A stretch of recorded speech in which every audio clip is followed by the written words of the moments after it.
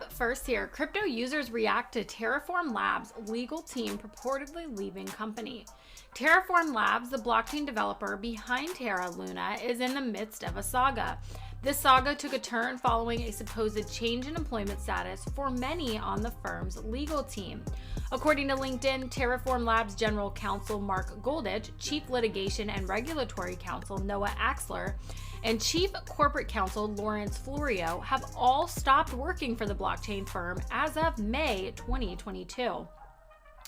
Goldich started at Terraform Labs in August 2021, while Axler and Florio joined in January of 2022. That wasn't long. The recent changes in employment status for 3 members of Terraform Labs' legal team come after a period of major volatility in the cryptocurrency market. After the price of Luna collapsed to $0 within a 2-week period, many stablecoins began to depeg from the US dollar. The price of Terra USD or UST has dropped more than 88% since May 8th.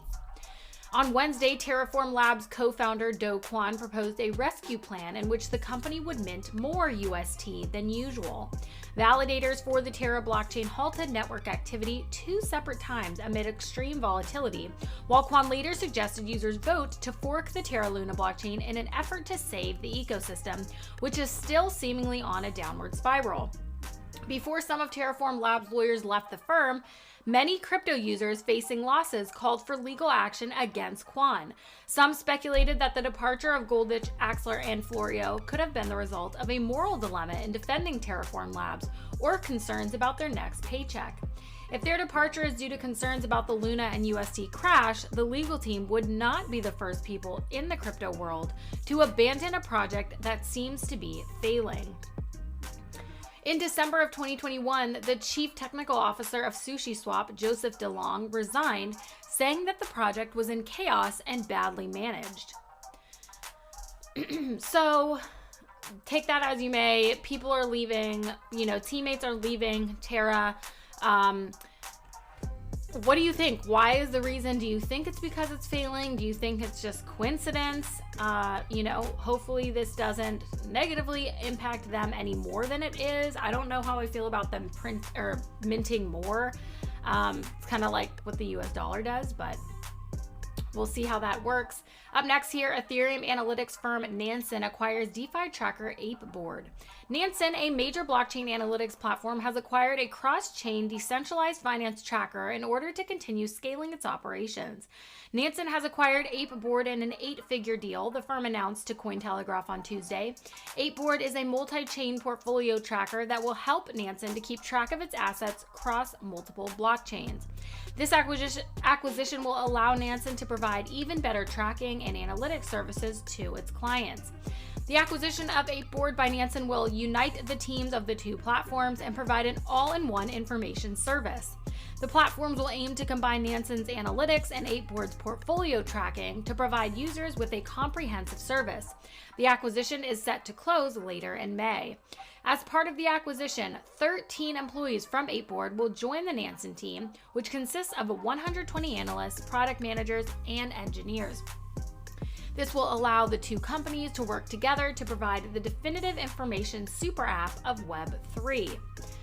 ApeBoard will be the starting point of a new Nansen portfolio tracker, which will be free to use and integrate seamlessly with the rest of Nansen's features, a spokesperson for Nansen told Cointelegraph. Nansen is a blockchain analytics platform that was founded in 2019 and is named after the scientist and explorer Fridtjof Nansen. The platform is focused on providing data and analysis about the Ethereum blockchain and is backed by some prominent industry investors like Andreessen Horowitz and Coinbase Ventures. In 2021, Nansen raised $12 million in a Series A funding round to build a blockchain analytics platform for the DeFi sector. ApeBoard is the perfect platform for Nansen to achieve its DeFi ambitions. Launched in 2021, ApeBoard is designed to provide an aggregator that pulls together all DeFi investments into one platform. The platform supports 36 blockchains, including Ethereum, BNB Smart Chain, Terra, Luna, Solana, Binance Exchange, and Polygon or Matic, as well as 390 protocols. That's pretty cool. seems like something that could definitely be useful to have all of these platforms in one space. Yeah, we'll see how that goes. Nansen plans to become the go-to information super app for Web3. A spokesperson for the firm said the next 12 to 18 months will likely mark a consolidation period for crypto, during which Nansen plans to continue being aggressive with its growth and build an unrivaled all-in-one market intelligence platform. Nansen CEO Alex Vanavik said that obtaining data from the cryptocurrency ecosystem, specifically from DeFi protocols and blockchains, is complex and fragmented. With the acquisition, he said they take a big step towards bringing all the market intelligence a trader, institution, or business needs under one roof. So if you're interested in a platform like that, keep an eye out. Like they said, the next 12 to 18 months, they are going to work on building this even further, it looks like. And up next here, this is big news. Global financial regulators will discuss crypto at G7. Central bank governors and finance ministers from the group of 7 nations are reportedly planning to discuss the regulation of cryptocurrencies. According to a Tuesday report from Reuters, Bank of France Governor Francois Villeroy de Galhau said representatives from the United States, Canada, Japan, Germany, France, Italy, and the United Kingdom will likely speak on issues related to a regulatory framework for cryptocurrencies at a meeting in Germany's cities of Bonn and Königswinter starting on Wednesday. Villeroy reportedly said that the recent crypto market volatility had been a wake-up call for global regulators. He was likely referring to the depegging of some stablecoins from the US dollar and the dropping prices of major tokens. At an emerging markets conference in Paris, Villeroy said that Europe is leading the way with its MiCA legislation, which creates a regulatory framework for cryptocurrencies. He added that representatives from the G7 countries will likely discuss this and other issues at their meeting in Germany this week.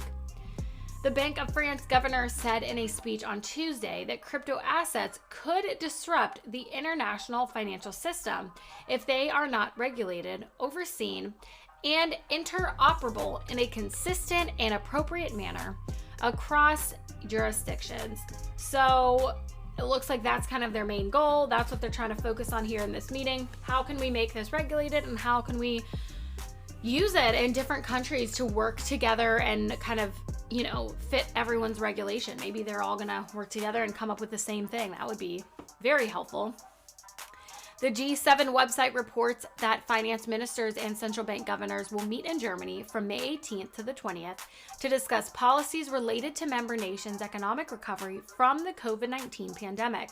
They will also discuss shaping the upcoming transformation processes in the context of digitalization and climate neutrality and business policy at the International Monetary Fund. The group has issued guidelines around the possible rollout of central bank digital currencies in 2021 and reportedly warned in 2019 that certain stablecoins could threaten the global financial system. Villeroy has previously urged EU officials to develop a regulatory framework given crypto's growing role in regional markets, saying they only had 1 or 2 years to act. Prior to his election victory in France, Emmanuel Macron said he supported the European Parliament's recent efforts to regulate crypto, including MiCA, adding that any rules should not hinder innovation. I totally agree. I think it's only a matter of time until it's regulated everywhere in these different countries. I think it's a good thing that they are meeting and having all of these countries, these 7 countries, come together to kind of come up with a plan on how they want to regulate crypto, just so that it's kind of consistent across the board. But I do like that any rules should not hinder innovation. Up next here, Bitmex launches spot crypto exchange following a $30 million penalty. Bitmex, a global crypto derivatives exchange, is launching a spot crypto trading platform, expanding its offerings beyond just derivatives. Bitmex announced on May 17th that its spot crypto exchange, the Bitmex Spot Exchange, is now live. This allows retail and institutional investors to buy, sell, and trade cryptocurrencies like Bitcoin and Ether. The exchange will initially support 7 pairs of cryptocurrencies, including BTC, ETH, Chainlink, Uniswap, Polygon, Axie Infinity, and ApeCoin, all of which will be traded against the Tether stablecoin, or USDT. The launch of the Bitmex spot exchange is part of the company's plan to become one of the world's largest spot exchanges. The company decided to build its own spot exchange last year to meet the increasing demand for crypto trading from its current user base, according to the announcement. Bitmex CEO Alexander Hopner said that the company is one step closer to providing users with a full cryptocurrency ecosystem for buying, selling, and trading their favorite digital assets. He added that the company will continue to work on adding more features, more trading pairs, and more ways for clients to participate in the cryptocurrency revolution. Bitmex is a Bitcoin trading platform that offers derivatives, contracts such as futures, options, and perpetuals. The company was founded in 2014, 6 years after the launch of Bitcoin. Bitmex has been focused mainly on derivatives rather than spot exchanges. As of writing, Bitmex is one of the top 30 biggest cryptocurrency derivatives trading platforms by daily trading volume, according to data from CoinMarketCap. Bitmex was ranked as one of the biggest platforms by open interest alongside Binance as of 2020. Bitmex has come under fire from U.S. regulators recently, with founders Arthur Hayes and Hong Konger Benjamin Delo pleading guilty to violating the Bank Secrecy Act in February of 2022. The court eventually ordered a total of $30 million civil monetary penalties from the three co-founders of the Bitmex crypto derivatives exchange in March. Bitmex is said to have laid off around 75 employees in April, equivalent to roughly a quarter of its workforce. This followed the company's unsuccessful attempt to acquire Bankhaus von der Heide, a German bank. Bitmex has not yet responded to Cointelegraph's request for comment on this matter. We will update this article as soon as more information is available. So we will continue to update on this as well once we have new information from Cointelegraph or another source in terms of what the next steps are for Bitmex. I think it looks good that they're, even amid the $30 million penalty they got, they're still trying to operate and go strong. So we will see how that pans out. And up next year, U.S. agencies warn against the influx of North Koreans in it and crypto jobs online in it, not in IT. That's it. The United States Department of Justice, State, and Treasury have issued a joint advisory warning against the influx of North Korean workers and various freelance tech jobs, especially in the crypto industry. The public advisory was released on Friday, warning private firms of the dangers of North Korean workers. U.S. agencies cautioned that these workers could pose threats such as theft of intellectual property, data, and funds that could be used to violate sanctions. The COVID-19 pandemic has led to a significant increase in the freelance job market. The decentralized nature of the crypto industry offers some of the most lucrative IT jobs in the current market. This has raised concerns among U.S. agencies who are wary of North Korea's interest in the crypto sector. According to the advisory, North Korean workers often use virtual private networks or VPNs to purchase third country IP addresses and stolen identities in order to conceal their country of origin. The advisory went on to say that these workers develop applications and software spanning a range of sectors, including business, cryptocurrency, health and fitness, social networking, sports, entertainment, and lifestyle. In order to identify and weed out workers who may not be based in the United States, the advisory listed various red flags to be wary of. These red flags include inconsistencies in name spelling, nationality, claimed work location, contact information, educational history, work history, and other details across a developer's freelance platform profiles. So if you're looking to hire, basically take a look at their profiles, LinkedIn, whatever other platform they use, and see if there's any discrepancies in that. They say they work here from this time period, but another platform says something different. I guess those are the red flags to look out for.